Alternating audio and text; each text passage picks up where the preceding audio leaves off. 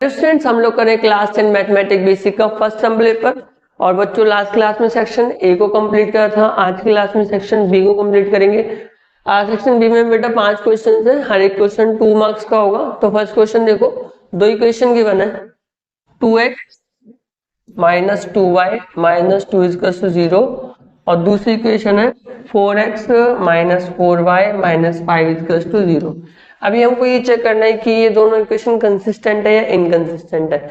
तो कंसिस्टेंट या इनकंसिस्टेंट का मतलब क्या होता है? कंसिस्टेंट का मतलब होता है एटलीस्ट वन सॉल्यूशन होगा, और कोई भी सॉल्यूशन नहीं होगा तो क्या होगी? वो इनकंसिस्टेंट होगी। कंसिस्टेंट के लिए दो कंडीशंस होती हैं, either they will be intersecting और पैरेलल, या तो वो इंटरसेक्टिंग होंगी या पैरेलल होंगी, सॉरी कोइंसिडेंट होंगी। अगर कोइंसिडेंट होंगी तो इन्फिनिटिवली मेनी सॉल्यूशन होंगे, और इंटरसेक्टिंग होंगी तो ओनली वन सॉल्यूशन होगा। और इनकंसिस्टेंट के लिए क्या होगा? दोनों क्या होंगी? पैरेलल होंगी।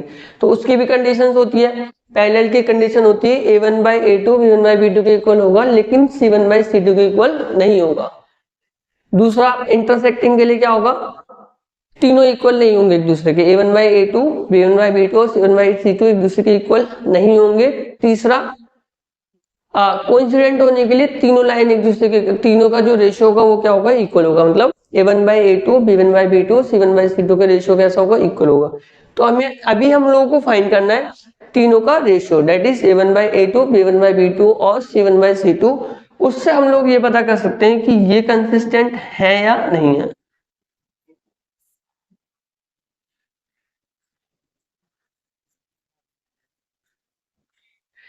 तो 2/4 हो गया a1 by a2, that is 1/2, minus 2 by minus 4, that is also 1/2, minus 2 by minus 5, तो ये हो गया बेटा 2/5। अच्छा, ए बी सी क्या होते हैं? जो कांस्टेंट x के साथ होता है उसको a बोलते हैं, जो y के साथ होता है उसे b बोलते हैं, जो अकेला होता है वो क्या होता है? c होता है। तो क्योंकि a1 by a2 और b1 by b2 बराबर है लेकिन c1 by c2 बराबर नहीं है, तो इसलिए कैसी हो जाएगी? इनकंसिस्टेंट हो जाएंगी। नेक्स्ट क्वेश्चन देखो, बेटा आपको एक डायग्राम गिवन है, एबीसीडी एक रेक्टेंगल है, पी जो है वो मिड पॉइंट है सीडी का। अच्छा, इसमें कुछ वैल्यूज है उनको लिख लेते हैं ना। बी क्यू की वैल्यू कितनी है? 7 सेंटीमीटर। एडी की वैल्यू कितनी है? 9 सेंटीमीटर। सीडी हो गया आपका 24। तो हमको ये पता करना है कि, मतलब ये शो करना है कि एंगल एपी क्यू जो होगा वो 90 डिग्री का होगा। अच्छा देखो, पी मिड पॉइंट है तो ये दोनों क्या हो जाएंगे? 12 12 हो जाएंगे। मतलब पीसी की वैल्यू 12 और डीपी की वैल्यू क्या हो जाएगी? 12। एक रेक्टेंगल में अपोजिट साइड कैसी होती है? इक्वल होती है, इसलिए बीसी की वैल्यू भी क्या हो जाएगी? 9 सेंटीमीटर। देखो, इन ट्राइंगल पीसी क्यू, जो पी क्यू का स्क्वायर होगा बच्चों वो होगा क्यूसी का स्क्वायर प्लस पीसी का स्क्वायर। इसकी वैल्यू फाइंड कर लेंगे हम लोग, है ना, पी क्यू के स्क्वायर की। कैसे? क्यूसी कितना हो जाएगा? 7 + 9 16, 16 का स्क्वायर कितना हो जाएगा? 256 प्लस 144, तो ये बच्चों हो जाएगा आपका 400। तो पी क्यू की वैल्यू हो जाएगी आपकी 20 centimetre. Next,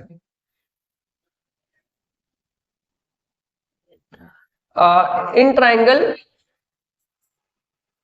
ADP, in triangle ADP, जो एपी का स्क्वायर होगा वो होगा बेटा एडी का स्क्वायर प्लस पीडी का स्क्वायर। तो 9 का स्क्वायर कितना होगा? 81, ये हो जाएगा 144। तो यहां से निकलेगा 225। तो एपी की वैल्यू कितनी हो जाएगी बेटा? 15। नेक्स्ट देखो,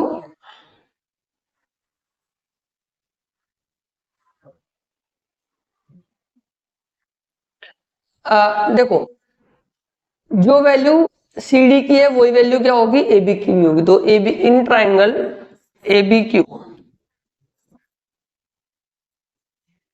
जो ए क्यू का स्क्वायर होगा बच्चों वो होगा बी क्यू का स्क्वायर प्लस ए बी का स्क्वायर। 7 का स्क्वायर क्या हो जाएगा? 49 और 24 का हो जाएगा आपका 576, तो ये हो जाएगा आपका 625। तो ए क्यू की वैल्यू बच्चों हो जाएगी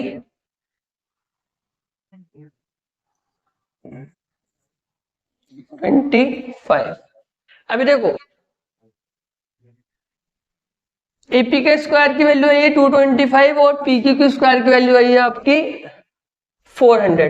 अच्छा 400 और 225 को अगर हम लोग ऐड कर दे तो वो किसके इक्वल हो जाएगा 25 के स्क्वायर का हो जाएगा, that will be equal to 625।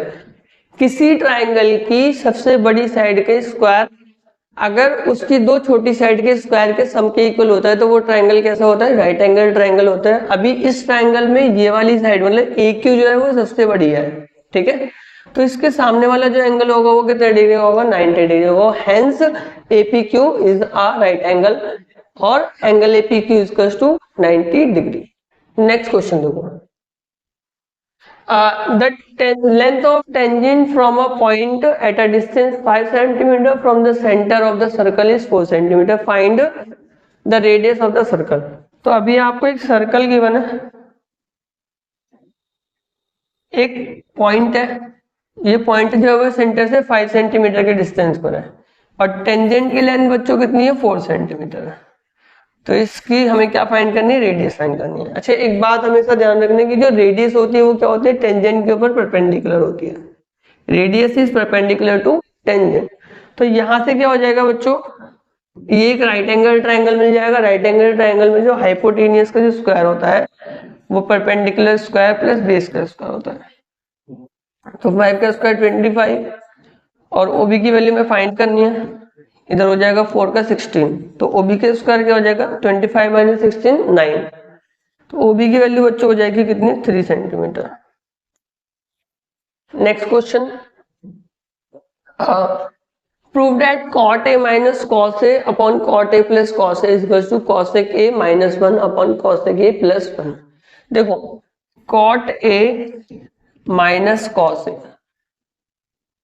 upon cot a plus cos A, तो जो कॉट ए को हम लोग लिख सकते हैं कॉस ए अपॉन साइन ए,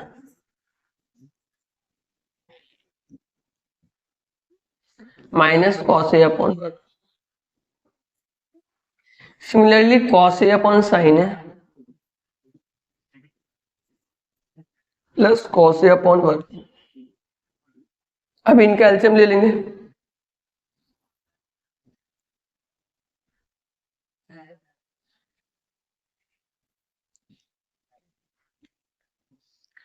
तो इधर कॉस ए कॉमन हो जाएगा और बचेगा 1 माइनस साइन ए। यहां से दोनों से क्या कर लिया, कॉस ए को कॉमन कर दिया, ठीक है। 1 इंटू साइन ए क्या हो जाएगा, साइन ए हो जाएगा और क्रॉस मल्टीप्लाई कर देंगे तो 1 माइनस साइन ए हो जाएगा। नेक्स्ट देखो,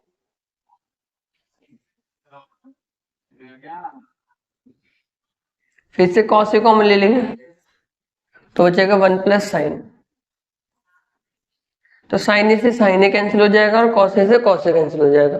आया क्या 1 minus sign A upon 1 plus sign A.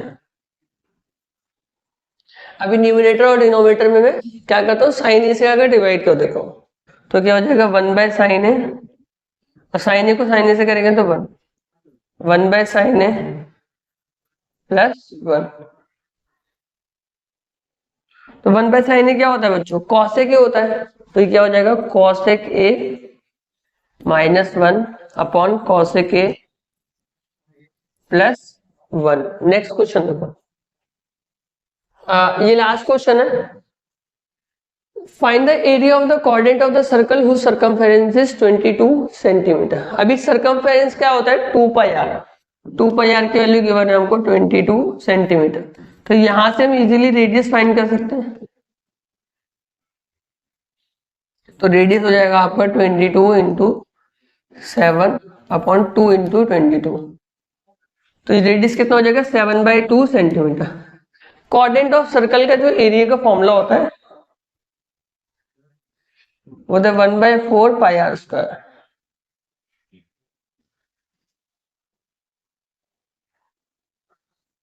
One by 4 22/7 into 7/2 into 7/2, तो 7 से 7 कैंसिल हो जाएगा, 2 से 11 टाइम में होगा तो कितना हो जाएगा 77/8 centimetre square.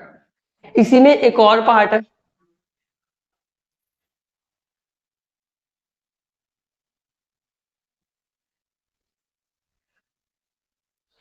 Find the area of the segment of the circle of radius 14 centimetre. Second part में रेडियस कितने की बने बच्चों हमको 14 सेंटीमीटर की, ठीक है। लेंथ ऑफ कॉरस्पॉन्डिंग आर्क, अभी लेंथ ऑफ आर्क का मतलब होता है theta upon 360 2 pi are.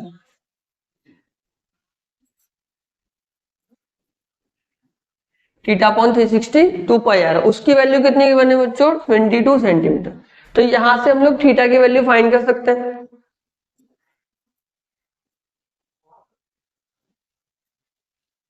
Radius 14 है, 7 से 2 टाइम में, और 2 2 जा 4 4 9 जा 36, और 22 से 22 कट जाएगा। तो यहाँ पे थीटा की वैल्यू क्या आ जाएगी बच्चों 90 डिग्री हो जाएगी।